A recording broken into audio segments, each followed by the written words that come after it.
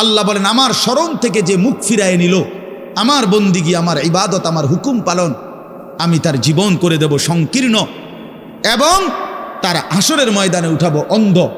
এই জীবন সংকীর্ণ করার একাধিক তাফসির, এর মধ্যে একটা তাফসির হলো এইটা যে আল্লাহ জীবন সংকীর্ণ করে দিবে মানে তার কবরের মধ্যে তার কবরটাকে একেবারে সংকীর্ণ করে দিবে। আল্লাহ রসুল বলছে নাফরমানের কবর রাইখা যখন ফেরেশতা চলে যাবে, কবর ডান পাশের মাটি তারে একটা চাপ দিবে বাম দিকে, বাম দিকের মাটি এক ডান দিকে, আল্লাহর কসম ডান পাশের হাড্ডি পাঁজর ভাইঙ্গা ডান দিকে বাম দিকে চলে যাবে, বাম দিকের হাড্ডি পাঁজর ভাইঙ্গা। রাসূলুল্লাহ সাল্লাল্লাহু আলাইহি ওয়াসাল্লাম বলছে বন্ধু দেখেন হাত্তা তাখতালিফা আদলাউহু, এই দুই আঙ্গুল যেভাবে এভাবে একটার ভিতরে ঢুকে গেছে, খোদার কসম ডান পাশের হাড্ডি পাঁজর বাম পাশের হাড্ডি পাঁজর এইভাবে একটার ভিতরে ঢুকে যায়। এইটার অর্থ এটা। হ্যাঁ, রাসূলুল্লাহ সাল্লাল্লাহু আলাইহি সাল্লাম একদিন হযরত বারা ইবনে আযিব রাদিয়াল্লাহু তাআলা আনহু থেকে বর্ণিত, নবীজি একদিন এক সাহাবীর জানাজা পড়তে গেছেন। জানাজা পড়তে গিয়ে খালি কবরের সামনে কিছুক্ষণ দাঁড়াইছেন, তখনও ওনারে কবরে রাখে নাই, জানাজাও পড়ায় নাই। নবীজি আগে গিয়া কবরটার সামনে দাঁড়াইছে। হযরত বারা ইবনে আযিব বলেন আমরা নবীজির সাথে ছিলাম, আল্লাহ নবী সাল্লাল্লাহু আলাইহি সাল্লাম কবরের খালি এই কবরে দেখা অঝরে কাঁদতে শুরু করছে। আমরা সবাই সাহাবীরা নবীজির সাথে কাঁদতে শুরু করলাম। অনেকক্ষণ কাইদা নবীজি চোখের পানি মুইছা আজীব কথা বলছে নবী। রাসূলুল্লাহ সাল্লাল্লাহু আলাইহি সাল্লাম সাহাবীদেরকে লক্ষ্য করে বলছে ইয়া ইখওয়ানি লিমিসলি হাদা ফাআইদ্দু, আমার বন্ধুরা আমার সাথীরা এই কবরে যাওয়ার জন্য তোমরাও রেডি হও। ফাআইদ্দু, তোমরাও প্রস্তুতি নাও, অচিরেই তুমি আমি সবাই এই কবরেই পৌঁছে যাইতে হবে। রাসূলুল্লাহ সাল্লাল্লাহু আলাইহি সাল্লাম বলছে প্রিয় বন্ধু আমার, জওয়ান সাথী আমার, সামান্য এই কয়েকটি জওয়ানি নষ্ট না করা, নষ্ট না করা, কোনোভাবেই নষ্ট না করা। তো এই জন্য বললাম এই সূরা মুলক এটা আল্লাহ তাআলা অত্যন্ত ফজিলতপূর্ণ একটি সূরা। রাসূলুল্লাহ সাল্লাল্লাহু আলাইহি সাল্লাম বলছেন এটা কবরের আযাব থেকে রক্ষা করবে। এই সূরা নিয়মিত তাফসীরের মধ্যে আমি নিজে পড়ছি, তাফসীরে কুরতুবিতে আছে। আল্লাহ নবী সাল্লাল্লাহু আলাইহি সাল্লাম বলেন লাওয়াদিত্তু, নবীজি বলেন আমার দিলের আশা, আমার দিলের তামান্না, আমার উম্মতের প্রতিটা মুমিন তার কলিজার ভিতরে তার জবানে এই সূরা মুলক থাকুক, সূরা মুলক থাকুক। অর্থাৎ রাসূলুল্লাহ সাল্লাল্লাহু আলাইহি সাল্লাম বলতেন আমার প্রতিটা মুমিন বান্দা উম্মত যেন এই সূরা মুলক তেলাওয়াত করে, যেন কবরের আযাব থেকে রক্ষা পায়। নবীজি 5 ওয়াক্ত নামাজের পরে, আল্লাহর কসম ভাই এখানে অনেক ওলামায়ে কেরাম আছে, আপনি জিজ্ঞাসা করে, নবীজি 5 ওয়াক্ত নামাজের পরে, সরদারে দু আলম নবীর তো কোনো গুনাহ নাই, তিনি নিষ্পাপ, তিনি তো জান্নাত উদ্বোধন করবেন।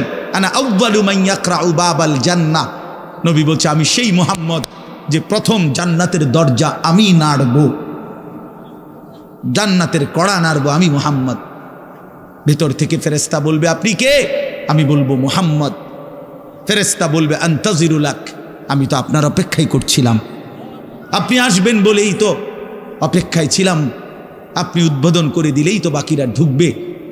তো সেই নবী যিনি জান্নাত উদ্বোধন করবেন, তিনি 5 ওয়াক্ত নামাজের পরে ভাইয়া প্রতিদিন তিনি যেই কথাটা দোয়া করতেন, এর মধ্যে একটা দোয়া এটা, আল্লাহুম্মা ইন্নী আউযু বিকা মিন আযাবিল কবর ওয়া মিন ফিতনাতিল কবর ওয়া মিন ফিতনাতিল মাসীহিদ দাজ্জাল ওয়া মিন ফিতনাতিল মাহইয়া ওয়াল মামাত।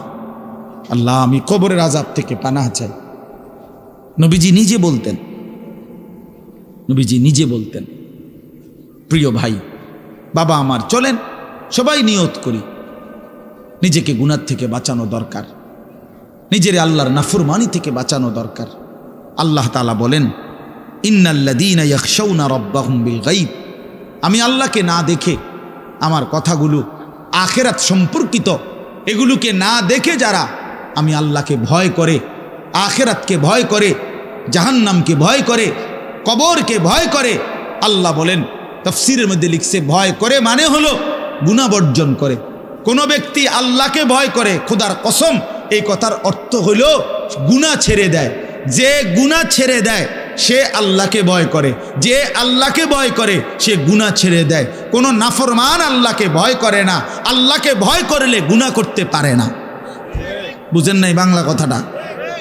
এটা কাগজের এই পিঠ ও পিঠ, কাগজের এই পিঠ ওই পিঠ। এই পিঠে যদি লেখা আছে আল্লাহর ভয়, তো ওই পিঠে লেখা থাকবে গুনাহ বর্জন।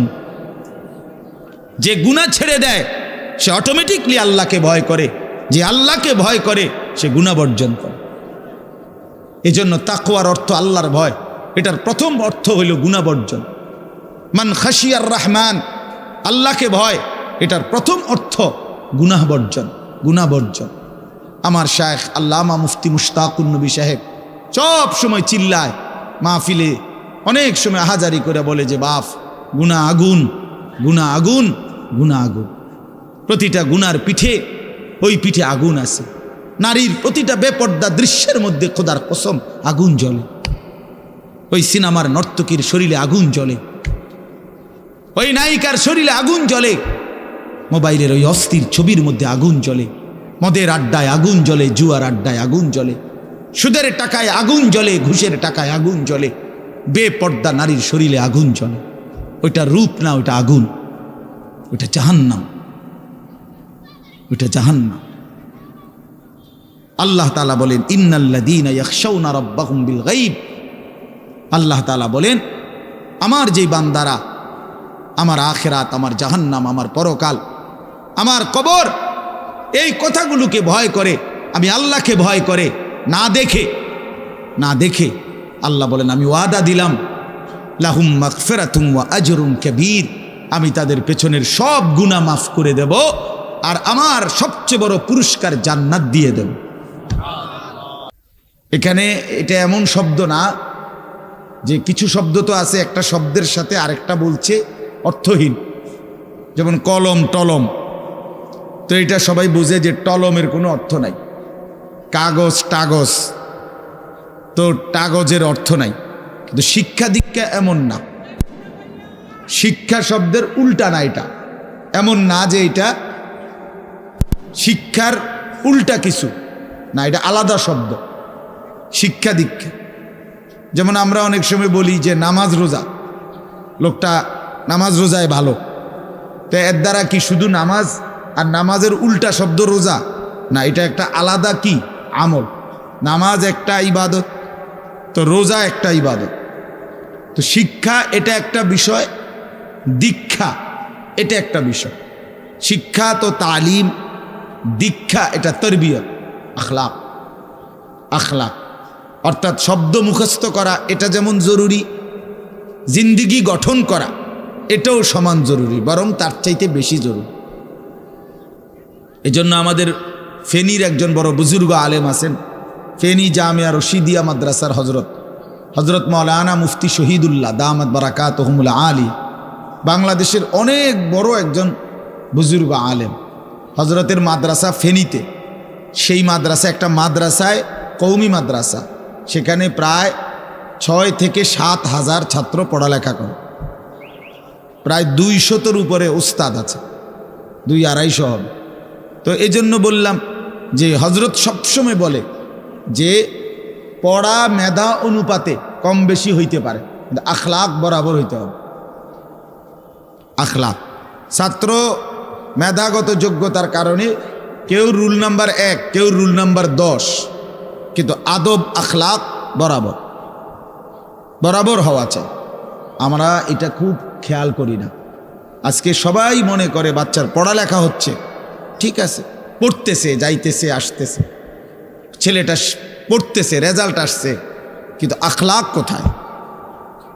যে ছেলেটা কখনোই প্রস্রাব করে টয়লেট পেপার ব্যবহার করে না, দাঁড়িয়ে বসে প্রস্রাব করার ক্ষেত্রে কোনো পার্থক্য করে না, তো তার আখলাক, তার জীবন গঠন হইল কই? শব্দও না মুখস্থ হইল, শব্দও না মুখস্থ হইল। যে ছেলেটা তার মোবাইলের মধ্যে রাত দিন নাচ গান ছবি জিনা ব্যভিচারের দৃশ্য, অথবা শুধু শুধু অনর্থক মোবাইলটা টিপল, তো পড়া তো মুখস্থ করলো, কিন্তু আখলাক কই হইল? আখলাক কই হইল? 3 বছরের বাচ্চার হাতে মোবাইল দিয়ে দিছে, 2 বছরের বাচ্চার হাতে অভিভাবক মোবাইল দিয়ে দিছে। মানে খামখেয়ালির এক জিন্দিগি। এক সন্তান গঠন কিভাবে করতে হয় মুসলমান তাও জানেন, তাও জানে না। বাচ্চাকে টেলিভিশনের হাতে তুলে দিছে, টেলিভিশন দেখে দেখে শেখো। বাচ্চাতে সমবয়সীদের হাতে তুলে দিছে, যে সমবয়সী বন্ধুদের সাথে আড্ডা দিতে দিতে যা শেখো শেখো। এটা কখনোই কি না, নিয়ম না। রাসূলুল্লাহ সাল্লাল্লাহু আলাইহি ওয়াসাল্লাম বলছেন, কুল্লু মাউলুদিন ইউলাদু আলাল ফিতরা, প্রত্যেকটি মানব সন্তান আল্লাহকে মানার শতভাগ যোগ্যতা নিয়ে পৃথিবীতে ভূমিষ্ঠ হয়। কোরআন শরীফে আল্লাহ তাআলা বলছেন, ফিতরাতাল্লাহিল্লাতী ফাতারান নাসা আলাইহা, কোরআনের আয়াত। আল্লাহ তাআলা বলেন, দিন মানার পুরা যোগ্যতা দিয়েই আমি আল্লাহ মানুষকে সৃষ্টি করেছি। আল্লাহ তাআলা এমন একটি হুকুম করে নাই, এমন একটা বিষয় নিষেধ করে নাই যা পালন করার যোগ্যতা কিংবা বর্জন করার যোগ্যতা আল্লাহর বান্দার শরীরের মধ্যে নাই, এমন কোনো বিধান নেই। আমার মধ্যে রুকু করার যোগ্যতাই নাই, অথচ আমারে রুকু করতে বলছে, অথচ আমার কোমর বাঁকা হয় না, বিষয়টা এমন না। আমি সেজদাই দিতে পারি না, আমার হাঁটুও বাঁকা হয় না, কনুইও বাঁকা হয় না, কোমরও বাঁকা হয় না, অথচ আল্লাহ আমারে বললেন সেজদা দিতে। বিষয়টা কি এমন? কথা বুঝছেননি আমার কথাটা?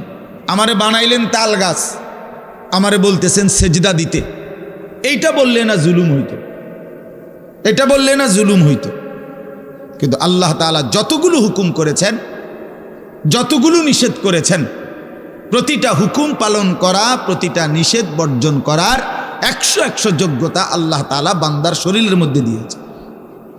কোরআনুল কারীমের মধ্যে আছে, আল্লাহ তাআলা বলেন, বান্দা আমি তোমাকে বানিয়েছি নাবতালিহি, পরীক্ষা করার জন্য, আর পরীক্ষায় উত্তীর্ণ করার উপযোগী।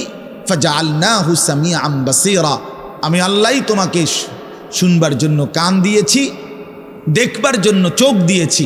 তাফসীরের মধ্যে লিখছে, অর্থ হইল আমাকে মানবার পুরা যোগ্যতা সম্পূর্ণ শরীর দিয়েছি। ওযু, গোসল, নামাজ, রোজা, হালাল হারাম, পাক নাফাক সব কিছু বান্দা পালন করতে পারবে এমন যোগ্যতা দিয়ে তারে মানুষ বানাইছে।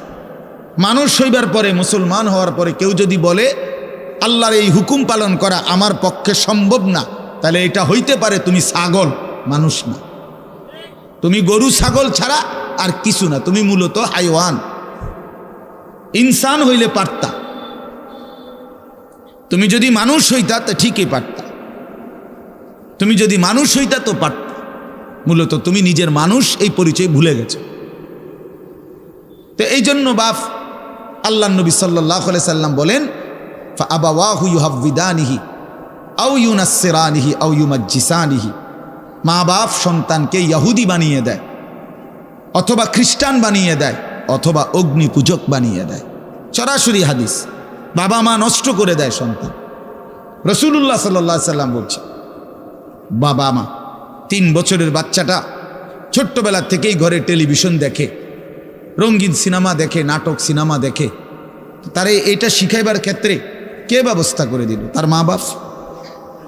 এ তো 3 বছরের বাচ্চা বাজার থেকে কিনে আনে নাই, টেলিভিশনে এত বড় এটা তো বাচ্চাটা আনে নাই, এটা তো তার অভিভাবক আনছে। এই 3 বছরের বাচ্চাটারে কার্টুন দেখার জন্য, গেমস খেলার জন্য এত বড় মোবাইলটা, এটা তো তার বাবাই দিছে, অথবা তার মা, তার দুলা ভাই, তার বড় ভাই, তার চাচা, এমন কেউ একজন তার হাতে তুলে দিছে। এজন্য আমি সবসময় বলি, যেই মা বাপ, অভিভাবক সন্তানের, অপ্রাপ্তবয়স্ক সন্তানের হাতে এই বড় মোবাইলগুলো তুলে দেয়, এই মা বাবার চাইতে বড় জালেম আর কেউ নেই। ওরা নিজ হাতে সন্তানকে গলা টিপে হত্যা করে ফেল, ধ্বংস করে দিল, বরবাদ করে দিল, বরবাদ করে দিস।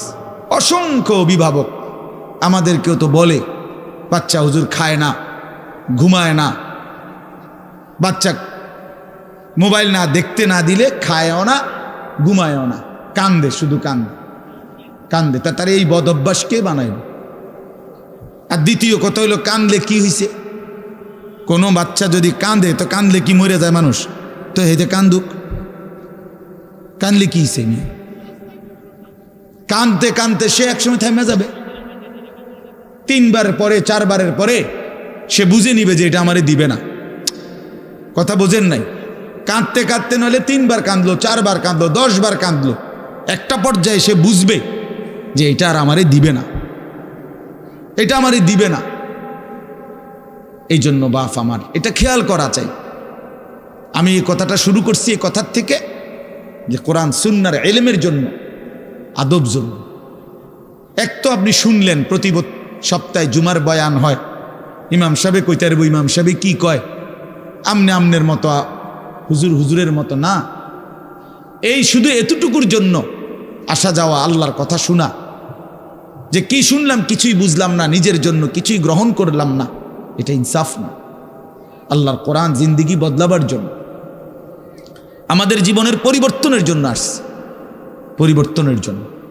কোরআনুল কারীমের প্রতি অক্ষর নূর, কোরআনুল কারীমের প্রতি অক্ষর হুদান হেদায়েত, কোরআনুল কারীমের প্রতি অক্ষর মাউইজা উপদেশ, কোরআনুল কারীমের প্রতি অক্ষর বুশরা সুসংবাদ, কোরআনুল কারীমের প্রতি অক্ষর বাসায়ের অন্তর্দৃষ্টি সম্পন্ন জ্ঞান, কোরআনুল কারীমের প্রতি অক্ষর আহসানাল হাদিস সর্বশ্রেষ্ঠ কথা, কোরআনুল কারীমের প্রতি শব্দ মুতাশাবিহান সাদৃশ্যপূর্ণ, কোরআনুল কারীমের প্রতি শব্দ মাসানি বারবার তেলাওয়াতকৃত পাঠকৃত। কোরআনুল কারীমের অসংখ্য বৈশিষ্ট্য আল্লাহ তাআলা কোরআনে উল্লেখ করেছেন। মা ফাররাতনা ফিল কিতাবে মিন শাই, আল্লাহ বলেন একটা বিষয়ের আলোচনা আমি বাদ দেই নাই কোরআনের মধ্যে। ওয়া নাযালনা আলাইকাল কিতাবা তিবয়ানান লিকুল্লি শাই, বন্ধু আমি আপনার উপরে যে কোরআন নাজিল করেছি তার সমস্ত কিছুর বিস্তারিত বর্ণনা। এই জন্য বদনসিব ওই সন্তান, ওই অভিভাবক দুর্ভাগা যে মুসলমান পরিচয় দেওয়ার পরেও নিজ সন্তানকে আল্লাহর কোরআন দেখে দেখেও পড়তে জানে না।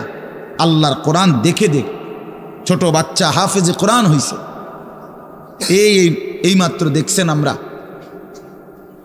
হাফেজে কোরআন হইছে। মুসলমানের সন্তান আল্লাহর কোরআন 30 পারা কলিজার মধ্যে গ্রহণ করছে। আর কি পরিমাণ দুর্ভাগা মুসলমান! আল্লাহর দেওয়া চোখ, আল্লাহর দেওয়া জিব্বা। আল্লাহ কোরআনে বলছে আলাম নাজআল লাহু আইনাইন, বান্দা আমি কি 2টা চোখ দেই নাই? ওয়া লিসানান, আমি কি জিব্বা দেই নাই? ওয়া শাফাতাইন, 2টা ঠোঁট কি আমি দেই নাই? হাসরের ময়দানে আল্লাহ তাআলা জিজ্ঞেস করবে বান্দা আমার দেওয়া 2টা চোখ, আমার দেওয়ার জিব্বা, আমার দেওয়া ঠোঁট, এত লক্ষ কথা বললা, এত কিছু দেখলা, এত শব্দ উচ্চারণ করলা, পৃথিবীর কত লক্ষ কথা তুমি জীবনে বললা, অথচ আমার কালাম সর্বশ্রেষ্ঠ আসমানি কিতাব মালিকের এই কোরআন, এটা একটু দেখে দেখেও পড়তে পারো না, এর চাইতে বড় বদনসিব আর কে হইতে পারে? এজন্য আমি পরিষ্কার বলি সবসময়, আল্লাহর কোরআন যেই মুসলমান দেখে দেখেও শুদ্ধ পড়তে পারে না, আমার দৃষ্টিতে ওই লোকটা বোবা। আপনি বোবা, মূলত দোস্ত তুমি বোবা। বাকি কথাগুলো না বললেও চলতো, বাকি কথাগুলো না বললেও চলতো, এই পৃথিবী ভোগ করা যেত। বোবা মানুষ যারা, তারা কথা না বলতে পারলেও ভাতও খাইতে পারে, ঘুমও যাইতে পারে, পেশাব পায়খানাও করে, বিয়েও করে, বোবা মানুষের বাচ্চা কাচ্চাও হয়। এরকম দেখছেননি কখনো? না, কথা বলেন না কেন? তাহলে বোবায়ও তো পৃথিবী ভোগ করে। তাইলে বোঝা গেল দুনিয়ার এই ভাত মাছ বিয়া বউ, দুনিয়ার এই যৌন চাহিদা পূরণ আর পেশাব পায়খানার ঘুম, এটুকুর জন্য কথা না বললেও চলতো, অন্ধ হইলেও চলতো, অন্ধ হইলেও চলতো, চোখে না দেখলেও কত মানুষ পৃথিবী ভোগ করতেছে। তাহলে যে জবান আল্লাহর দেওয়া, যে চোখ আল্লাহর দেওয়া, সেই মালিকের কালাম দেখে দেখেও পড়তে পারলাম না। 16 বছর বাচ্চাটা পড়লো, অথবা আপনি পড়াইলেন, একবারও ভাবলেন না হায় আমার সন্তানকে আমি কি পড়াইলাম? একবারও মনে করলেন না বাফেরই কি হইল, সন্তানের বা কি হলো? হায় মুসলমান, বাপও তো ছিল মুসলমান, ছেলেটাও তো মুসলমান, না বাপের একবার মনে পড়লো, না ছেলের একবার মনে পড়লো। না মায়ের একবার মনে পড়লো, না ছেলেটার একবার মনে পড়ল যে আমার মালিকের কোরআন পড়তে পারি না। পৃথিবীর কত পড়া, দরকারি বেদরকারি মিলাইয়া পৃথিবীর বাকি সমস্ত পড়ালেখার মধ্যে প্রয়োজনীয় অপ্রয়োজনীয় কথার মিশ্রণ। কিছু কথা দরকারি আছে, কিছু কথা বেদরকারি আছে। সমস্ত বাংলা বইয়ের মধ্যে দরকারি কথাও আছে, বেদরকারি কথাও আছে। ইংরেজি বইয়ের মধ্যে দরকারি কথাও আছে, বেদরকারি কথাও আছে। কথা বলেন? হ্যাঁ, রোদ হচ্ছে, বৃষ্টি হচ্ছে, খেকশিয়ালের বিয়ে হচ্ছে, এটা কোনো দরকারি কথা হলো? এটা কিছু শিখার কিছু? এটা হাট্টিমা টিম টিম তারা মাঠে পারে ডিম, এটা কি? এটা কোনো শিখার কিছু? হ্যাঁ, আগডুম বাগডুম গোড়াডুম সাজে, আগডুম কি বাগডুম কি? তার বাপের 14 গোষ্ঠী কইতে পারবো নি আগডুম কি যে লিখছে এটা? অনর্থক কথা। 2 little black birds sitting on a wall, one called Peter, one called Paul. 2টা কাউয়া একটা ওয়ালের মধ্যে বসছে, একটা কাউয়ার নাম হলো পিটার আর একটা কাউয়ার নাম হলো পল। এই হলো কবিতার অর্থ। এটা কি শিখছে ছেলেটা? এখানে কি শিখার? কাউয়া ওয়ালে বসলেই কি, টিনের সালেই বসলে কি? কাউয়া তো কাউয়া, কাউয়া লইয়া আমার দরকার কি? কাউয়া কই বইছে, এটা আমার বাচ্চা শিখতেইব। আমি কি কাউয়ার বাচ্চা? বলেন তো কি অর্থ আছে এটাতে? আর এই পিটার পল এটা সম্পূর্ণ কাফেরের নাম। পিটার এই শব্দ, পল এটা খ্রিস্টানদের নাম, কোনো মুসলমানের নাম না। এটা তো মুসলমানের সন্তান এটা শিখবে কেন? উচ্চারণ শিখার জন্য, কিছু শব্দ শিখার জন্য। তো শব্দ শিখার জন্য ইসলামী কোনো শব্দ নাই। আল্লাহ আমাদেরকে বুঝ দান করে। আমি বইয়ে এখানে বই ঠিক করতাম বসি না, যে বোঝেন না আমার কথাটা? অর্থ এই উদ্দেশ্যটা তাহলে আমি এখানে বই ঠিক করতে বসি নাই। অর্থ একটা উদাহরণস্বরূপ বললাম আর কি। আবার দরকারি কথাও আছে। আমাদের দেশে সেই ছেলে কবে হবে, কথায় না বড় হয়ে কাজে বড় হবে, ফাইন কথা। সকালে উঠিয়া আমি মনে মনে বলি, সারাদিন আমি যেন ভালো হয়ে চলি, চমৎকার কথা। বোর হলো দৌড় খোলো কুকুমনি উঠোরে, এগুলো তো অন্যায়। এসব কবিতাও তো না, আমরা আমলে নাই ডিএমই কইতেছি। এখনকার কি আছে আমি জানি না, এগুলো আমার সময়ে পড়ছি আমরা ছোটবেলায় প্রাইমারিতে। যাই হোক বাপ, অর্থ হইল আল্লাহর কোরআন থেকে সন্তানকে বঞ্চিত করেন না। বঞ্চিত আপনাদের কাছে অনুরোধ, এই যে কয়জন বসছেন, জোয়ান ভাই যারা বসছেন, ভাই আমার স্কুলে পড়েন, কলেজে পড়েন, কোনো অসুবিধা নাই, ঠিক আছে। নতুন করে আবার মাদ্রাসায় ভর্তি হইতে পারবেন না, আমরাও জানি, কিন্তু কোনো একটু সময় বের করে আল্লাহর কোরআন সময় সুযোগ বের করে শেখা সম্ভব। শুক্রবারটা তো অবসর থাকেন, বৃহস্পতিবার বিকেল থেকে তো অবসর থাকেন, শনিবারটা তো অবসর থাকেন। তো একটু আল্লাহর কালাম পড়েন, কোনো একজন আলেমের কাছে, কোনো একজন মসজিদের ইমামের কাছে, কোনো একজন মাদ্রাসার ওস্তাদের কাছে নিজে আলাদা একটু সময় বাইর করেন যে আমার মালিকের কোরআন আমি একটু শুনি, আল্লাহ তাআলার কালাম শুনি। আহা, কোরআনুল কারীমের নূর, এটা যে শুনলো না সে শুনলোটা কি? সে শিখলো কি, পড়লো কি? মজাই তো পাইলেন, কথা বলার মজাই তো হয় নাই। আমি তো অনেক সময় বলি, আল্লাহর ঘরের কালো গিলাফ আর মদিনার সবুজ গম্বুজ যে দেখে নাই, যেই চোখ, হে দেখলো কি? কালো গিলাফ যে দেখে নাই কাবার, রাসূলুল্লাহর রওজায়ে আতহারের সবুজ গম্বুজের ওই সৌন্দর্য যে দেখে নাই, যেই চোখ, সে জীবনে কি দেখলো? আর আমার একবার মক্কা শরীফ এক লোক উমরার সময়, বাংলাদেশি এক লোক দৌড়াইয়া আমার আয়সা জড়াইয়া ধরছে, ধরাইয়া কাঁদা দিছে, বলছে হুজুর আমি আপনার এক কথার কারণে হজে আসছি, উমরায় আসছি। আমি বললাম মানে? এই কথাইটা আমি এটা শুনছি, ও আজ আপনি বলছেন যেই চোখ কাবার কালো গিলাফ দেখে নাই, রাসূলুল্লাহ সাল্লাল্লাহু আলাইহি সাল্লামের রওজায়ে আতহারের সবুজ গম্বুজ দেখে নাই, সে দেখলো কি? আর এটা আমার দিলে লাগছে যে হ্যাঁ ঠিকই তো, আমি আর কি দেখলাম? তাই তো যেই জবান আল্লাহর নামে নিতে জানে না, মালিকের কোরআনে পড়তে জানে না, তুমি পড়লা কি মিয়া? তুমি কি গোড়ার ঘাস কাটলা মিয়া? বাকি সবগুলো পড়া না হলেও দুনিয়া চলতো মিয়া।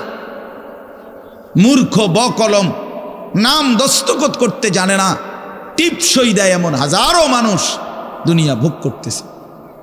বাড়ি গাড়ি, নেতাগিরি, মাতবুরি, ক্ষমতা, দালান বিল্ডিং সবটা দুনিয়া ভোগ করছে, অথচ নামটাও সই দিতে জানে না। এমন নাই? বলেন না এমন নাই? তো সে কোন যোগ্যতায় দুনিয়া ভোগ করছে? সে কিভাবে দুনিয়া ভোগ করতেছে?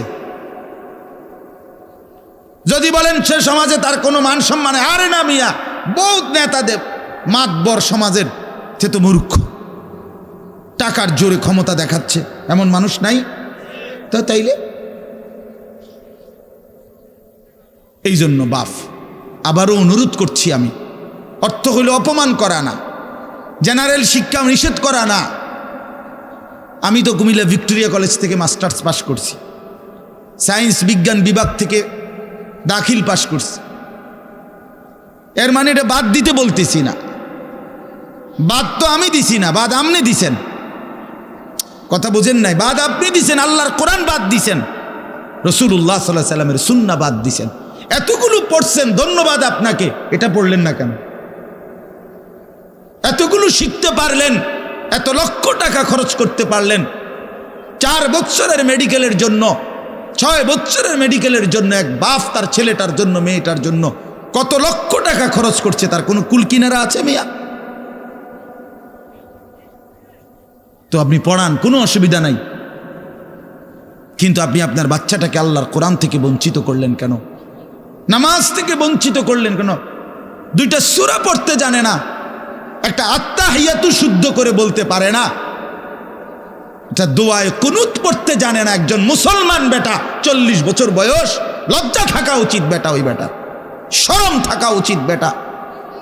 কার জমিন খাইতেছ, কার আসমান ভোগ করছো, কার দুনিয়া ভোগ করতেছ? এত বড় মালিকের আসমান ও জমিন ভোগ করে সেই মালিকের সেজদাটাও ঠিক মতো দিতে জানে না, সেই মালিকের নামটাও পড়তে পারে না। এর চাইতে লজ্জার কি হইতে পারে বলেন বাবা? অপমান কি হইতে পারে? আল্লাহ আমাদেরকে বিবেক দান করেন, আল্লাহ আমাদেরকে বিবেক দান করেন। বিবেক থাকা চাই, বিবেক থাকা চাই। কোরআনুল কারীমের মধ্যে আছে, আল্লাহ তাআলা বলছে, একটা সাংঘাতিক কথা আছে কোরআন শরীফে, ফাবিআইয়ি হাদিসিন বা'দাহু ইউমিনুন। আমার দিল নড়ে কোরআনের এই আয়াত শুনলে, কলিজা শুদ্ধা কাইপা ওঠে। আল্লাহ তাআলা কোরআনে বলছে, এই 29 পারার মধ্যেই আছে, সূরা মুরসালাতের মধ্যে আল্লাহ তাআলা বলে, বান্দা 23 বছরে আমি আমার রাসূলের কাছে এই সর্বশ্রেষ্ঠ কিতাব নাজিল করলাম, আমার সবচেয়ে শ্রেষ্ঠতম কথাগুলো আমি তোমাদের জন্য দিলাম। বান্দা, এর চাইতে আর দামি কোন কথা বললে তোমরা আমার কথা মানতা? বুঝেন নাই? ফাবিআইয়ি হাদিস, ফাবিআইয়ি হাদিস। আল্লাহ বলছে, বান্দা এরপরে আর কি বললে, এর চাইতে দামি কথা আর কোনটা বললে, আর কোন কিতাব নাজিল করিলে, আর কেমনে বললে? ফাবিআইয়ি হাদিসিন বা'দাহু ইউমিনুন। আর কিভাবে বললে বান্দা ঈমান আনতা, বিশ্বাস করতা? আকিমুসসালাহ, আকিমুসসালাহ 80 বারের চাইতে বেশি বলছি আমার কোরআনে, আর কতবার বললে আমারে সেজদা দিতা? ইত্তাকুল্লাহ, ইত্তাকুল্লাহ বারবার বলেছি, আল্লাহকে ভয় করো, আর কতবার বললে বান্দা আমারে ভয় করতা? কতবার বলছি? আল্লাহ বলবেন, রাসূলুল্লাহ সাল্লাল্লাহু আলাইহি সাল্লাম বাপ আমার, বন্ধু আমার, নওজোয়ান সাথী আমার, মনে রাখবেন, বিশ্বাস করেন, রাসূলুল্লাহ সাল্লাল্লাহু আলাইহি সাল্লাম হাসরের ময়দানে অসংখ্য উম্মতকে জিজ্ঞেস করবে। এই আমল নামা যখন দেখবে, প্রত্যেকটা উম্মত তার নিজ নিজ আমল নামা, রাসূলুল্লাহ সাল্লাল্লাহু আলাইহি সাল্লাম দেখবেন। এই আমল নামা দেখে নবী জিজ্ঞেস করবে, উম্মত 23টা বছর একটানা আমি কেঁদেছি, উম্মত 23 বছর তোদের জন্য আমি কেঁদেছিলাম। এমনও রাত গেছে, সারা রাত উম্মতের জন্য আমি কেঁদেছি, সারা রাত দোয়া করছি উম্মতের জন্য। তায়েফের পাথরের আঘাতে পিঠ, চালনির মতো ছিদ্র বানায় ফেলছি। পেটের কষ্টে, ক্ষুধার কষ্টে 14 দিনের চাইতে বেশি পেটে 2টা পাথর বাইদা ক্ষুধার কষ্ট হজম করছি। উহুদের দান শহীদ করা রক্তে আমি বেহুশ হয়ে আমি পড়েছিলাম। সেই নবী আমি আর কত কাঁদলে, আর কত রক্ত ঝরাইলে উম্মত তুমি আমার কথা মনে করতা, তুমি আমার কথা ভাবতা? সাল্লাল্লাহু আলাইহি ওয়াসাল্লাম যখন এটা জিজ্ঞেস করবেন তখন কি জবাব হবে বাপ? বলেন, ইনসাফের কথা বলেন। কি মনে করছেন সুপারিশ? হাসরের ময়দানের সুপারিশ মানে কি? মুখে বিড়ি, সিগারেট, চেহারায় রাসূলুল্লাহ সাল্লাল্লাহু আলাইহি ওয়াসাল্লামের সুন্নাত নাই, 50 বছর ধরে সুদের লেনদেন, কোনো দিন 5 ওয়াক্ত নামাজ আদায় করেন নাই, স্ত্রী বেপর্দা, ঘরের মধ্যে প্রতিদিন রঙিন টেলিভিশন চলতেছে, এই অবস্থায় কবরে যাইবেন। আর হাসরের ময়দানে দাঁড়াইলেই নবীজি সুপারিশ করে আপনারে বেহেশত দিয়া দিবেন। বিষয়টা মামুর বাড়ি না, বিষয়টা মামুর বাড়ি মনে করছেন আপনি। এটাকে কি মনে করলেন আপনারা? রাসূলুল্লাহ সাল্লাল্লাহু আলাইহি সাল্লাম সুপারিশ করবেন, এর কোনো নিয়ম কানুন নাই, কোনো বিধি নিষেধ নাই, আইন কানুন নাই। হাউজে কাউসারের পানি, এটা কি 10 টাকার পানির বোতল মনে করছেন? রাসূলুল্লাহ সাল্লাল্লাহু আলাইহি সাল্লাম বলেছেন, 1 ঢোক পানি পান করলে আর কোনো দিন বান্দা তৃষ্ণার্ত হবে না। এতটা আজিমুশান দামি, এমনি এমনি দিয়ে দিবেন? এটা এমনি এমনি দিয়ে দিবেন? দয়া করে ভাবতে শিখেন, নিজের ভালো বোঝেন, নিজের ভালো, নিজের ভালো। আমি যেই সূরাটা পড়ছি, এই সূরাটার নাম হলো সূরা মুলক, 29 নম্বর পারা, কোরআনুল কারীমের 67 নম্বর সূরা। এই সূরাটার নাম হচ্ছে সূরা মুলক। এই সূরার 3টি আয়াত, 12, 13, 14, এই 3টি আয়াত আমি আপনাদের সামনে রাখতে কষ্ট।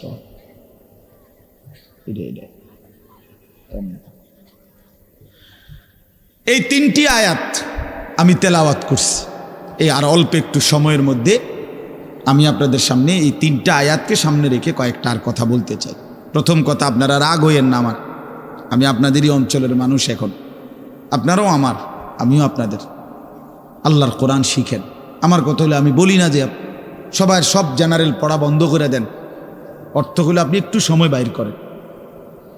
কথা, যারা চাকরি করেন, ব্যবসা করেন, বুড়া মানুষেরও অনেক বয়স্ক লোক কইলে, হুজুর না আর কইয়া লাভ নাই, এই বয়সও না নাই, বিড়ি খাই না বয়স আছে।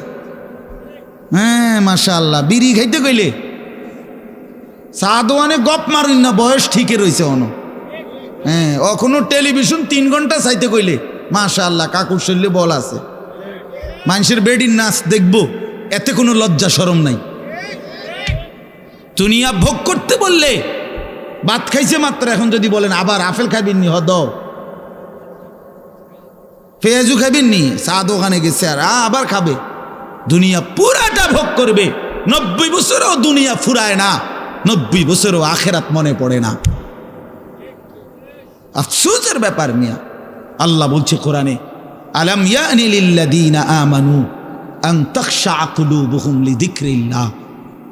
এই আমার ইমানদার বান্দা, আমায় আল্লাহর ভয়ে, আমার স্মরণের জন্য, আমার বন্দেগীর জন্য তোমার দিলটা নরম হওয়ার সময় আজও কি হয়নি বান্দা?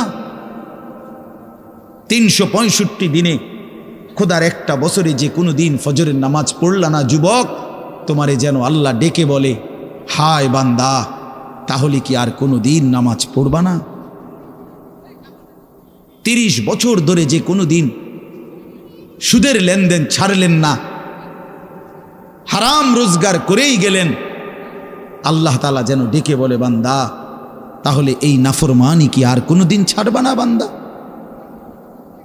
সিদ্ধান্ত নিয়ে ফেলছো, তাইলে আজীবন সুদের উপরেই থাকবা, আজীবন মিথ্যার উপরেই থাকবা। তাহলে কি বান্দা এই ফয়সালায় নিয়ে ফেলছো, আজীবন কাস্টমার ঠকাইয়েই যাইবা, ওজনে কমই দিয়ে যাবা? তাহলে কি এই ফয়সালা নিয়ে নিছো, তোমার বিবি আজীবন বেপরদাই থাকবে, তোমার ঘরে অহরহ প্রতিনিয়ত রঙিন টেলিভিশন চলবে নিয়মিত, এই ফয়সালা তোমার? ঠিক আছে বান্দা, কুলু ওয়া তামাত্তাউ কালিলান ইন্নাকুম মুজরিমুন। কোরআন শরীফের আয়াত। আল্লাহ বলছে নাফরমান বান্দা, খাও, দুনিয়া ভোগ করো কিছুক্ষণের জন্য, শুধু মনে রেখো ইন্নাকুম মুজরিমুন, তুমি কিন্তু পাপী। এই কথাটা শুধু মনে রাখো, বাকিটা পরে হইব, ভাত খাও। হ্যাঁ হ্যাঁ, কোরআন শরীফের আয়াত এটা। কুলু ওয়া তামাত্তাউ কালিলান ইন্নাকুম মুজরিমুন। আল্লাহ যেন বলে 8টার সময় যেই নাফরমান নাস্তা খাইতে বসে, আল্লাহ বলে বান্দা খা, কোনো অসুবিধা নাই, শুধু মনে রাখিস বেঈমান ফজরের নামাজ পড়ো নাই। কথাখান শুধু মনে রাখো, পরে হইব অন খাও। রাত 10টা বাজে যেই নাফরমান ভাত খাইতে বসছে, আল্লাহ তাআলা যেন ডাক দিয়ে বলছে বেঈমান খা, ভাত খা, খানা আমি আটকাইতাম না, শুধু মনে রাখিস এশার নামাজ পড়স নাই, ভাত খা বেঈমান। খানা আটকাবো না, খানা আমি জন্তু জানোয়াররাও খাওয়াই, তোরে খাওয়াবো না কেন? খানা আমি কুকুর বিড়ালরেও খাওয়াই, খানা আমি গরু ছাগলরেও খাওয়াই, তোরে দেব না কেন বান্দা? খা, শুধু মনে রাখবি ইন্না আ'তাদনা লিল কাফিরিনা সালাসিলা ওয়া আগলালাম ওয়া সাঈরা। আল্লাহ বলে প্রতিটা নাফরমানের জন্য আমি রেডি রাখছি আগুনের শিকল এবং আগুনের বেড়ি এবং জাহান্নামের আগুন। 1 নাম্বার 70 জিরাআন, 70 হাত লম্বা আগুনের শিকল দিয়ে জাহান্নামীকে হাসরের ময়দানে আল্লাহর ফেরেশতা বান দিবে। 1 2 নাম্বার 2টা হাত। দোস্ত দেখেন শুধু আমার দিকে, সূরা ইয়াসিনে আছে ইন্না জাআলনা ফি আ'নাকিহিম আগলালান ফাহিয়া ইলাল আদকানি ফাহুম মুকমাউন। এটার অর্থ হলো এই যে হাসরের ময়দানে প্রত্যেকটা পাপী নাফরমানকে ফেরেশতা 2 হাত আলগি দিয়া এইভাবে ঘাড়ের সাথে বান দিয়া ধইরা এই 2 থুতনির নিচে 2 হাত এভাবে দিয়া এইভাবে বান দিয়া রাখবে। আল্লাহর কসম, রব্বে কাবার কসম করে বললাম, এইভাবে বান দিবে। আর কোনোদিন বেঈমান চোখটাও নিচের দিকে নামাইতে পারবে না, কারণ এই থুতনি তো উঠাই দিছে উপরের দিকে, এটা দিয়ে ঠেলা দিয়া। এটা অর্থ হলো আগলা আলাম। এই আয়াতের সূরা ইয়াসিনের এই আয়াতের অর্থ এটাই, ইন্না জাআলনা ফি আ'নাকিহিম আগলালান। আল্লাহ বলছে বান্দা আমি দেখাবো। আল্লাহ ডাক দিয়ে বলে ভাইয়া আমারও তোমারও, জওয়ানকেও বুড়োকেও। আল্লাহ বলে বান্দা কি মনে করছো আমি রহমান না? ঠিক আছে, তুমি কি এটা শোনো নাই আমি যে কাহার? তুমি তো শুনছো আমি রাহিম, তুমি কি শোনো নাই আমি জব্বার?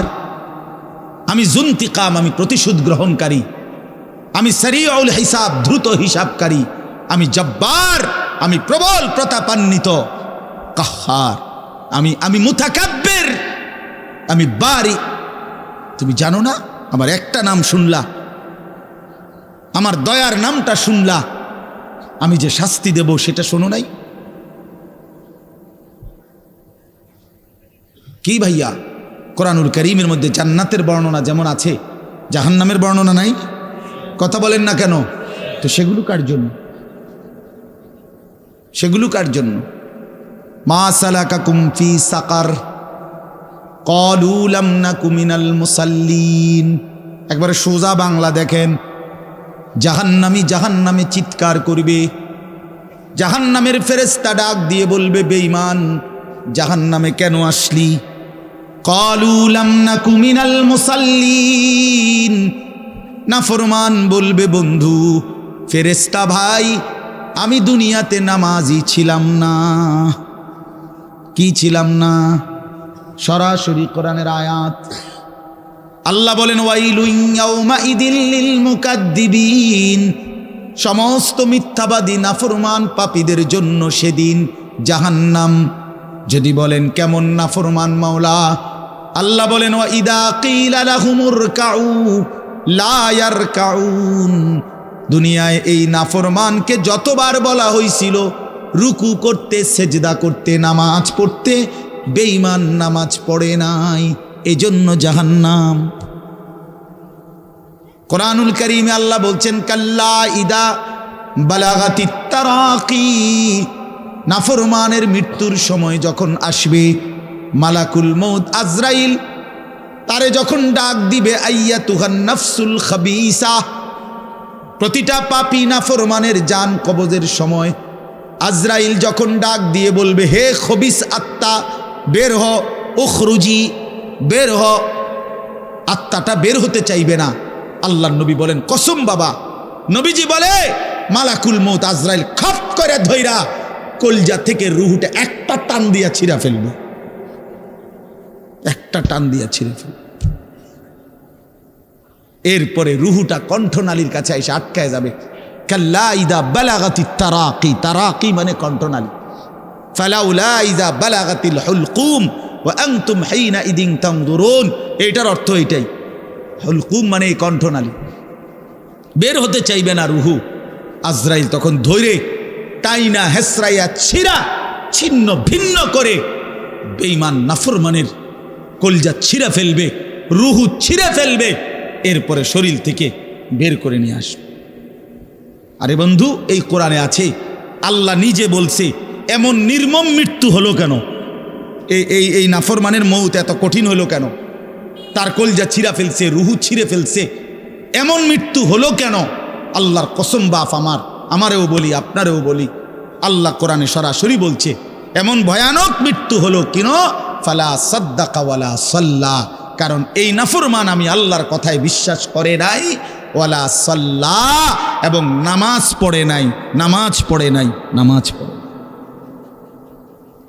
হ্যাঁ, বেনামাজি সন্তান মনে রাখো, বাদ দুগা খাইতে এলে খুব মাতবর, মোবাইল একখান টিপে, মোটরসাইকেল একখান চালায়। হ্যাঁ, বাহ বাহ বাহ বাহ বাহ বাহ বাহ, আর কি, আর ধরে কে? আমার একটা মোটরসাইকেল আছে, আমার একটা মোবাইল আছে, আমার কিছু বন্ধু আছে যারা আমার সারাক্ষণ অসৎ সঙ্গ দেয়।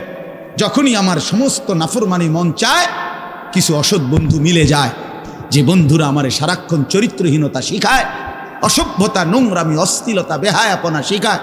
এমন কিছু বন্ধু যার মিলে গেছে, একটা মোটরসাইকেল মিলে গেছে, একটা মোবাইল মিলে গেছে, তো নারীর ছবি, আড্ডা, জিনা, ব্যভিচারের দৃশ্য, মদের আড্ডা, জুয়ার আড্ডা, নারীর আড্ডা, নারীর আলাপ, অথবা মোবাইলের অশ্লীল ছবি দেখা, এই জিন্দিগি মুসলমান?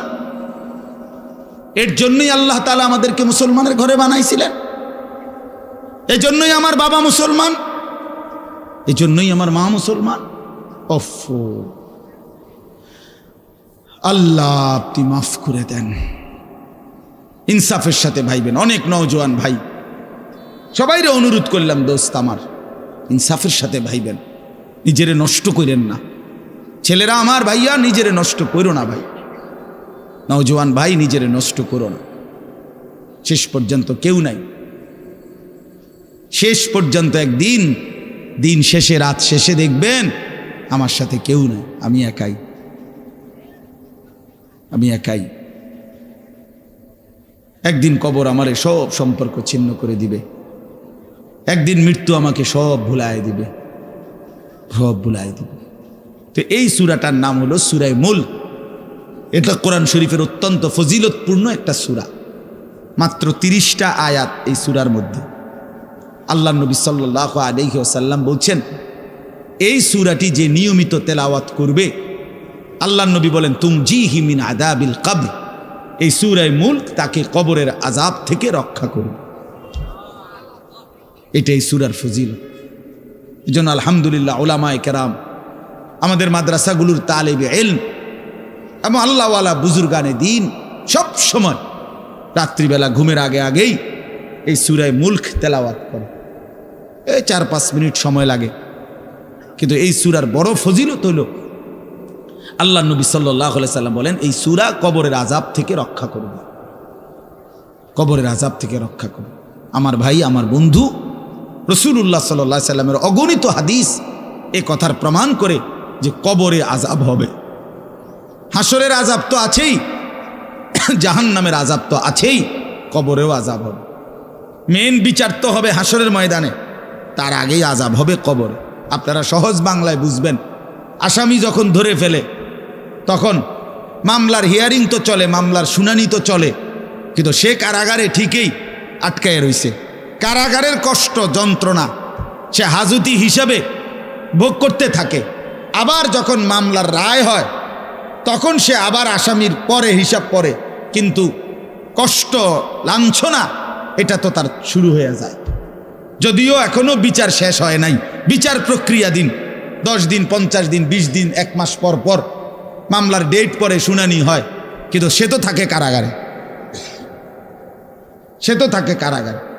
তো আল্লাহ পাক রব্বুল আলামিন বলেন নাফরমান সে তো হাসরের ময়দানে বিচার হবে চূড়ান্ত, কিন্তু কবর থেকেই আযাব শুরু, কবর থেকেই আযাব শুরু। রাসূলুল্লাহ সাল্লাল্লাহু আলাইহি সাল্লাম খুব বেশি হাদিসের মধ্যে আছে, একজন বিখ্যাত সাহাবী, আপনারা সবাই ওনার নাম জানেন, ইসলামের 3য় খলিফা হযরত ওসমান রাদিয়াল্লাহু তাআলা আনহু।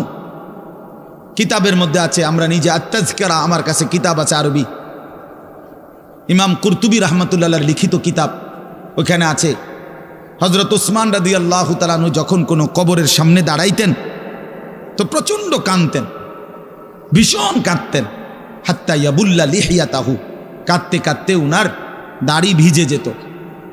তো উনার সাথীরা জিজ্ঞেস করতেন, হযরত আপনি জাহান্নামের কথা বললেও এত কাঁদেন না, অথচ কবর দেখলে এভাবে কাঁদেন কেন? তো তিনি বলতেন, ইন্নাল কবরা আউয়ালু মানাজিলিল আখিরা, শোনো কবর হচ্ছে আখিরাতের প্রথম ঘাঁটি। ফা ইন নাজা মিনহু ফামা বাদাহু আইসারু মিনহু, যদি কোনো ব্যক্তি এই কবরের ঘাঁটিতে বাইচা যায় পরবর্তী সবগুলো ঘাঁটি তার জন্য সহজ। ওয়া ইন লাম ইয়ানজু মিনহু ফামা বাদাহু আশাদ্দু মিনহু, এই কবরে এই ঘাঁটিতে যে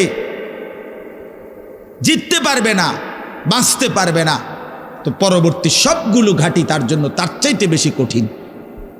এই কথার কারণে আমি ভয় পাই, কবর দেখলে আমার মনে পড়ে, হায় আমি এই কবরের আযাব থেকে বাঁচব কিনা, এই ভয়ে আমার কাঁদতে থাকি।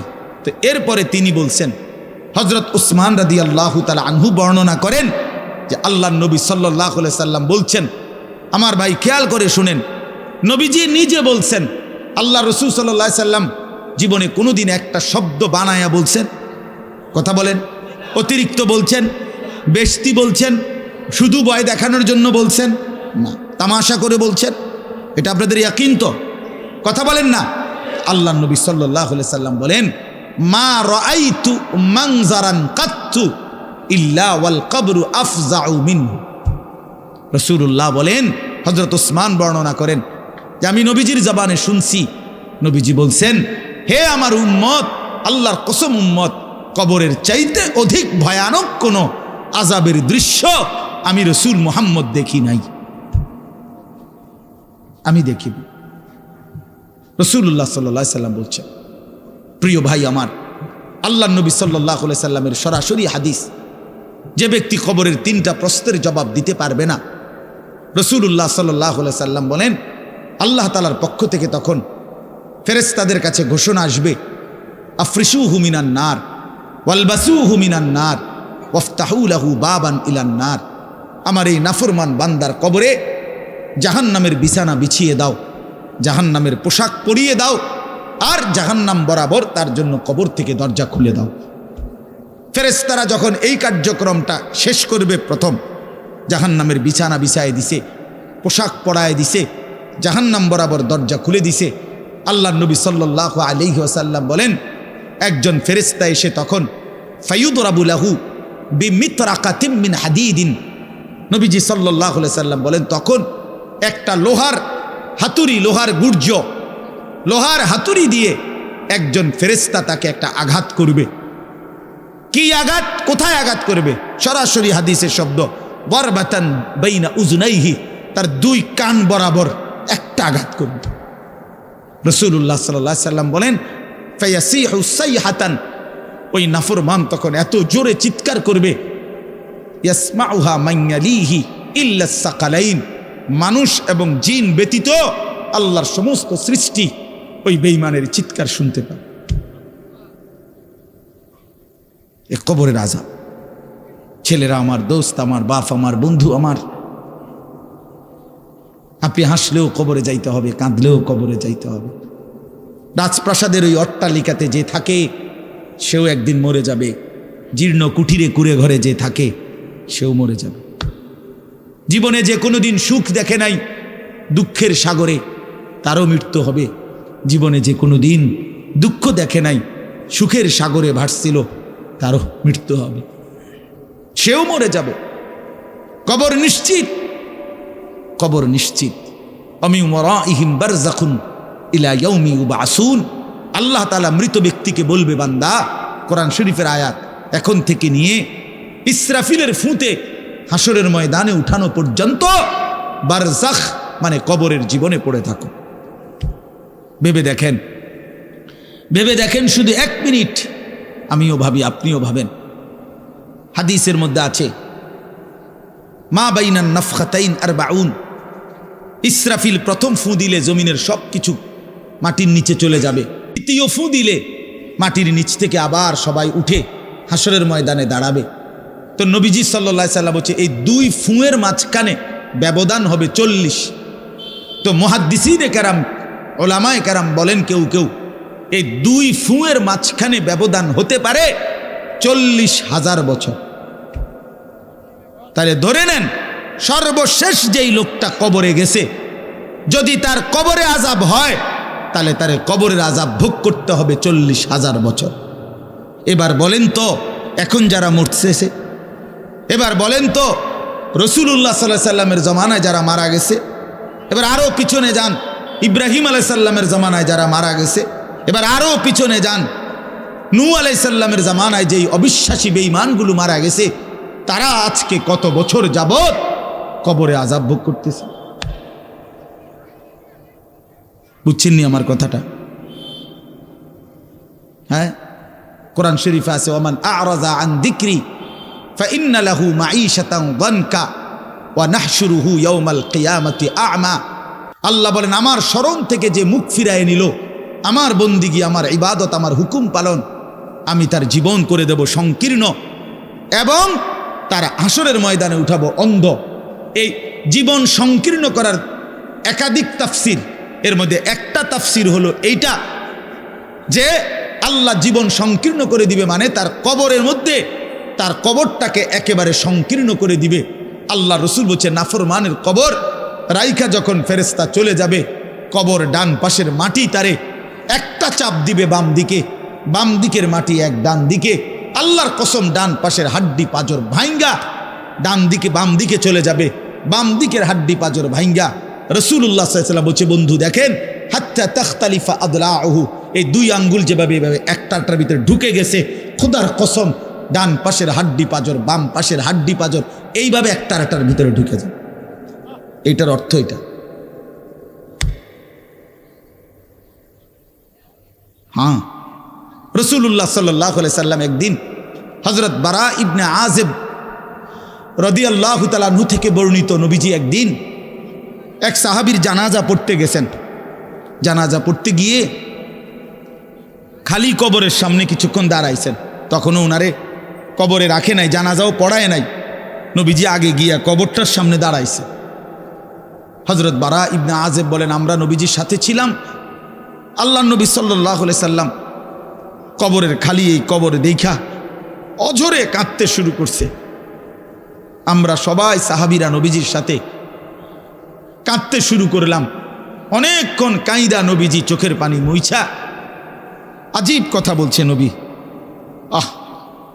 রাসূলুল্লাহ সাল্লাল্লাহু আলাইহি সাল্লাম সাহাবীদেরকে লক্ষ্য করে বলছে, ইয়া ইখওয়ানি লিমিসলি হাদা ফাআইদ্দু, আমার বন্ধুরা, আমার সাথীরা, এই কবরে যাওয়ার জন্য তোমরাও রেডি হও।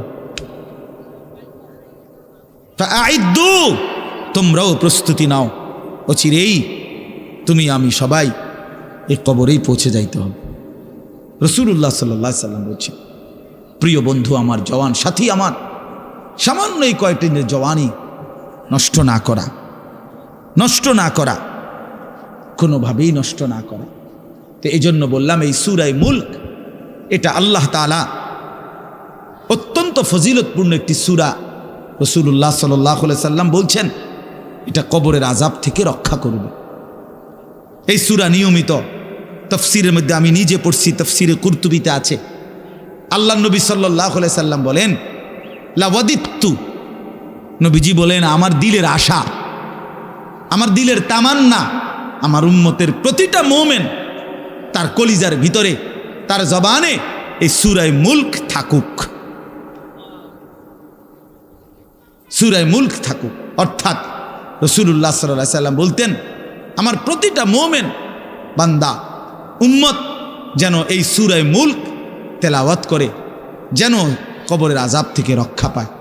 নবীজি 5 ওয়াক্ত নামাজের পরে, আল্লাহর কসম ভাই, এখানে অনেক ওলামায়ে কেরাম আছে, আপনি জিজ্ঞাসা করুন, নবীজি 5 ওয়াক্ত নামাজের পরে, সরদারে দু আলম নবীর তো কোনো গুনাহ নাই, তিনি নিষ্পাপ, তিনি তো জান্নাত উদ্বোধন করবেন। আনা আউয়ালু মান ইয়াকরাউ বাবাল জান্নাহ, নবী বলছে আমি সেই মুহাম্মদ যে প্রথম জান্নাতের দরজা আমি নাড়ব, জান্নাতের কড়া নাড়ব আমি মুহাম্মদ। ভিতর থেকে ফেরেশতা বলবে আপনি কে? আমি বলবো মুহাম্মদ। ফেরেশতা বলবে আনতাজিরুলাক, আমি তো আপনার অপেক্ষাই করছিলাম, আপনি আসবেন বলেই তো অপেক্ষায় ছিলাম, আপনি উদ্বোধন করে দিলেই তো বাকিরা ঢুকবে।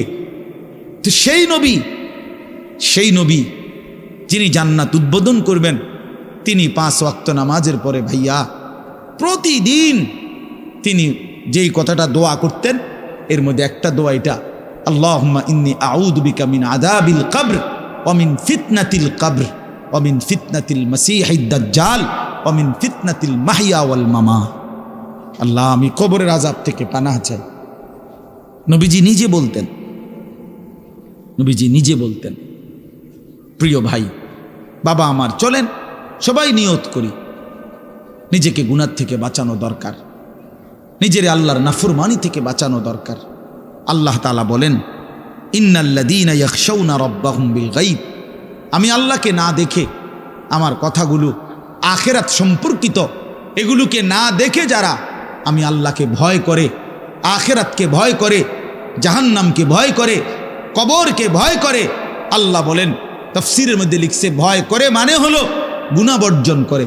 কোন ব্যক্তি আল্লাহকে ভয় করে, খোদার কসম এই কথার অর্থ হলো গুনাহ ছেড়ে দেয়। যে গুনাহ ছেড়ে দেয় সে আল্লাহকে ভয় করে, যে আল্লাহকে ভয় করে সে গুনাহ ছেড়ে দেয়। কোনো নাফরমান আল্লাহকে ভয় করে না, আল্লাহকে ভয় করলে গুনাহ করতে পারে না। বুঝেন নাই বাংলা কথাটা? এটা কাগজের এই পিঠ ও পিঠ, কাগজের এই পিঠ ওই পিঠ। এই পিঠে যদি লেখা আছে আল্লাহর ভয়, তো ওই পিঠে লেখা থাকবে গুনাহ বর্জন। যে গুনাহ ছেড়ে দেয় সে অটোমেটিকলি আল্লাহকে ভয় করে, যে আল্লাহকে ভয় করে সে গুনাহ বর্জন করে। এই জন্য তাকওয়ার অর্থ আল্লাহর ভয়, এটার প্রথম অর্থ হইল গুনাহ বর্জন। মান খাশিয়ার রহমান, আল্লাহকে ভয়, এটার প্রথম অর্থ গুনাহ বর্জন, গুনাহ বর্জন। আমার শায়েখ আল্লামা মুফতি মুশতাকুন নবী সাহেব সব সময় চিল্লায় মাহফিলে, অনেক সময় আহাজারি করে বলে যে বাপ, গুনাহ আগুন, গুনাহ আগুন, গুনাহ আগুন। প্রতিটা গুনার পিঠে, ওই পিঠে আগুন আছে। নারীর প্রতিটা বেপর্দা দৃশ্যের মধ্যে খোদার কসম আগুন জ্বলে। ওই সিনেমার নর্তকীর শরীরে আগুন জ্বলে, ওই নায়িকার শরীরে আগুন জ্বলে, মোবাইলের ওই অস্থির ছবির মধ্যে আগুন জ্বলে, মদের আড্ডায় আগুন জ্বলে, জুয়ার আড্ডায় আগুন জ্বলে, সুদের টাকায় আগুন জ্বলে, ঘুষের টাকায় আগুন জ্বলে, বেপর্দা নারীর শরীরে আগুন জ্বলে। ওইটা রূপ না, ওইটা আগুন, ওইটা জাহান্নাম, ওইটা জাহান্নাম। আল্লাহ তাআলা বলেন ইন্নাল্লাযীনা ইয়াখশাউনা রাব্বাহুম বিল গায়ব, আল্লাহ তাআলা বলেন আমার যে বান্দারা আমার আখিরাত, আমার জাহান্নাম, আমার পরকাল, আমার কবর, এই কথাগুলোকে ভয় করে, আমি আল্লাহকে ভয় করে, না দেখে আল্লাহ বলেন আমি ওয়াদা দিলাম লাহুম মাগফিরাতুম ওয়া আজরুন কাবীর, আমি তাদের পেছনের সব গুনাহ মাফ করে দেব, আর আমার সবচেয়ে বড় পুরস্কার জান্নাত দিয়ে দেব। এরপরে আল্লাহ বলেন ওয়া আসিররু কাওলাকুম আবিজহারু বিহি ইন্নাহু আলিমুম বিজাতিস সুদূর। মানুষের 3টা অবস্থা কথার ক্ষেত্রে, মানুষ তার অভিব্যক্তির ক্ষেত্রে 3টা অবস্থা হয়। মানুষ কখনো জোরে কথা বলে, মানুষ কখনো আস্তে কথা বলে গোপনে, আর কখনো মানুষ অন্তরে জল্পনা কল্পনা করে, ঠিক না? এই তিনটাই অবস্থা। তো আল্লাহ তাআলা বলেন, এনে একটা ছোট্ট তাফসিরের মধ্যে আছে, মক্কার কুরাইশরা, কাফেররা নবীজির বিরুদ্ধে দিবানিশি ষড়যন্ত্র করত, বুঝছেন? তো ষড়যন্ত্র করতে বইলে মাঝে মধ্যে এই বেকুবরা বইলে কইতো, আস্তে কো, আস্তে, হেই আস্তে কো বেড়া, আসিররু, আস্তে কথা বলো, কাই লা ইয়াসমা রব্বা মুহাম্মদ, মুহাম্মদের খোদা যেন শুনতে না পায়। শুনলে কি অসুবিধা হইব? হেরাই বলতো, শুনলে জিবরাইলের কাছে কইয়ে দিব, হে আবার মুহাম্মদের কাছে এসে কইব, এক্কারে ফেঁসে করুন। হ্যাঁ, তাফসীরের মধ্যে আছে। আল্লাহ তাআলা বলেন, হায় হায় রে বেওকুফ, কি বললি, কি ভাবলি, আল্লাহরেই চিনলি না, আল্লাহকেই চিনলি। হ্যাঁ, অনেক নওজোয়ান, হ্যাঁ বেচারা ইয়ারফোন লাগাইলে মনে করে কেউ শোনে না, না ইয়ারফোন লাগাইলেছে আর কি, বুঝেন না? কানের মধ্যে দুইটা বল্টু লাগাইছে, খালাস, আর তো দুনিয়ার কেউ শুনে না। আরে না ফরমান, দুনিয়ার কেউ শুনে না সেটা তো কথা না, আর শাজিমের মালিক তো শুনে। ওয়া আসিররু কাওলাকুম আবিজহারু বিহি, রব্বুল আলামিন বলেন, তোমরা যদি আস্তে কথা বলো, আবিজহারু বিহি, যদি জোরেও কথা বলো, ইন্নাহু আলিমুম বিদাতিস সুদূর, আল্লাহ বলে শুধু এই দুইটা না বান্দা, আস্তে বলো, জোরে বলো, অথবা অন্তরের ভিতরে যা লুকায়িত করো, আমি আল্লাহ সবটাই পুরাপুরি জানি। এরপরে শেষ অসাধারণ একটা যুক্তি আল্লাহ দেখাইছে, এই শেষ কথা আমার, আলা ইয়ালামু মান খালাক, আজীব কথা। আল্লাহ বলে, আচ্ছা বান্দা, তোমার আমি একটা কথা জিজ্ঞাই, তুমি আমার কথাটার উত্তর দাও। এর কথা কি তুমি বুঝো না যে আলা ইয়ালামু মান খালাকা, যে সৃষ্টি করলো, যে বানাইলো, তিনি জানবে না, তিনি বুঝবে না, তিনি শুনবে না, এটা তুমি কেমনে ভাবলা? তুমি কও, তোমার বিবেকে কি কও? এতটি ভাত খাইয়া বুঝিয়ে কথাটা বুঝলা না, এতদিন দুনিয়ার থাইকে বুঝিয়ে কথাটা বুঝলা না। আলা ইয়ালামু মান খালাক, এই তৃতীয় আয়াত। আল্লাহ বলেন, যিনি সৃষ্টি করলেন তিনি জানবে না? যে কোম্পানি এটা বানাইছে সে জানে না এখান দিয়ে কথা বলে না, এন দিয়ে কথা বলে? কথা বলেন না কেন? তো যিনি সৃষ্টি করলেন আল্লাহ, আমরা কি করছি না করছি তিনি আমাদের কথা জানবেন না? কথা বলেন না, বলেন না, শুনেন তিনি? আল্লাহ শুনেন কিনা, দেখেন কিনা, জানেন কিনা? অহুয়াল লতীফুল খবীর, আল্লাহ বলেন তিনি সূক্ষ্ম থেকে সূক্ষ্ম, বিন্দু থেকে বিন্দু সেটাও জানেন। খবীর, পুরা সৃষ্টির খবর একসাথে তিনি পূর্ণ রাখেন। এজন্য দোস্ত আমার, রাত 2টা বাজে, নওজোয়ান মনে করছে চারিদিকে কেউ জেগে নাই, সবাই ঘুমায় গেছে, এজন্য সে মোবাইলের উলঙ্গ ছবি দেখছে। আল্লাহ ডাক দিয়া বলে, আনিস আমি আছি। মালিক ডাক দিয়া বলে, আলাম ইয়ালাম বিআন্নাল্লাহা ইয়ারা, তুমি কি এই ভেবেছো তুমি জানো না বান্দা, আমি যে সারাক্ষণ তোমাকে দেখি। আল্লাহ তাআলা রাতেও দেখে, দিনেও দেখে, একাকীও দেখে, প্রকাশ্যও দেখে, অন্ধকারেও দেখে, আলোতেও দেখে। 7 আসমানের উপরে কোনো ফেরেশতা হাঁটলেও মালিক দেখে, 7 তবক জমিনের নিচে কোনো পিঁপড়া হাঁটলেও মালিক দেখে। আটলান্টিক মহাসাগরের যে প্রাণী গভীর তলদেশে, আল্লাহ তাকেও দেখে। হিমালয়ের সুউচ্চ চূড়ায় যে প্রাণী, আল্লাহ তাকেও দেখে। ওয়ায়ালামু মা ফিল বাররি ওয়াল বাহার, জলে স্থলে যা আছে আল্লাহ বলেন সব তিনি জানেন। ওয়ামা তাসকুতু মিন ওয়ারাকাতিন ইল্লা ইয়ালামুহা, একটা গাছের পাতাও যদি পড়ে আল্লাহ বলেন আমি তাও জানি। ওয়ালা হাব্বাতিন ফি যুলুমাতিল আরদ, মাটির তলদেশে যেই চারা দানা বীজ তোমরা রোপণ করছো, বপন করছো, আল্লাহ বলে কোন দানা কোন চারা আমি তাও জানি। ওয়ালা রতবিন ওয়ালা ইয়াবিসিন, শুকনায় কি আছে ভিজাতে কি আছে আমি সব জানি। ইল্লা ফি কিতাবিম মুবিন, ওহ মালিক বলে শুধু জানি না রে বান্দা, ওরা আমি সব কিছু আমার তাকদীরে লৌহে মাহফুজের মধ্যে স্পষ্ট করে লিখে রেখেছি। অতএব বাপ আমার, বন্ধু আমার, দয়া করে মেহেরবানি করে এই মাহফিলগুলো আসলে আপনাদের কাছে কোনো 23 বছরের পুরা ইসলাম বুঝানো, একদিনে 1 ঘন্টা, এটা না। অর্থ হলো বিবেকটা জাগানো, অনুভূতিটা একটু জাগানো, ঠিক না? একটু যেন মানসিকতাটা বাড়ে, একটু মানসিকতাটা যেন পারে। দুনিয়া ভুলেন, আখেরাত ফিকির করে, আখেরাতের ফিকির করে, আখেরাতের ফিকির করে। যুবক ভাই নিজের ক্ষতি করেন না, নওজোয়ান ভাই নিজের ক্ষতি করেন। আল্লাহর ওয়াস্তে ভাইয়া, চরিত্রহীনতার এই জিন্দিগি সুখ দেয় না।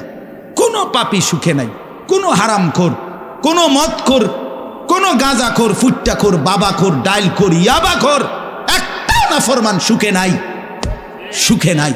কোনো বেপরদা নারী সুখে নাই।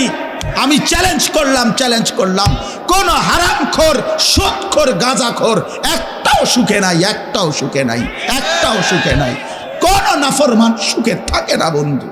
সেজদাতে সুখ আছে, আল্লাহকে ডাকলে সুখ আছে, আল্লাহকে ডাকলে সুখ আছে, মালিকের সেজদায় সুখ আছে।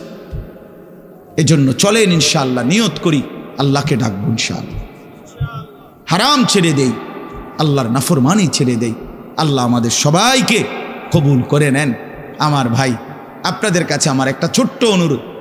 আজকে আমাদের যেই মেহমান এসেছেন, আলহামদুলিল্লাহ, আমার অনেক অনেক মহব্বতের মানুষ, হজরত মাওলানা হারিসউদ্দিন সাহেব দামাত বারাকাতুহুমুল আলিয়া, অনেক সুন্দর বয়ান করে। আমি তো কতক্ষণ দমকাইয়া এক কিনার করে লাইছি, আপনি মনে হচ্ছে একটা কাজ্জা লাগছে, বুঝছেন না? একটা ঝগড়া লাগছে যে এরুম হয়েছে। তো এইটা তো কোনো ওয়াজ না, এটি কোনো ওয়াজের জাতও না, কিন্তু ওয়াজ শুনবেন এখন ইনশাআল্লাহ। আপনাদের কাছে অনুরোধ, হজরত মাওলানা হারিসউদ্দিন দামাত বারাকাতুহুম, তিনি আমাদেরও শ্রদ্ধেয়, আমাদের বয়স্ক, আমাদের চাইতো প্রবীণ আলেমে দিন। আজকে বহুদিন যাবৎ আল্লাহর কথা চারদিকে বলে বেড়াচ্ছেন। তা আলহামদুলিল্লাহ মাওলানা সাহেব হজরত এখানে এসেছেন।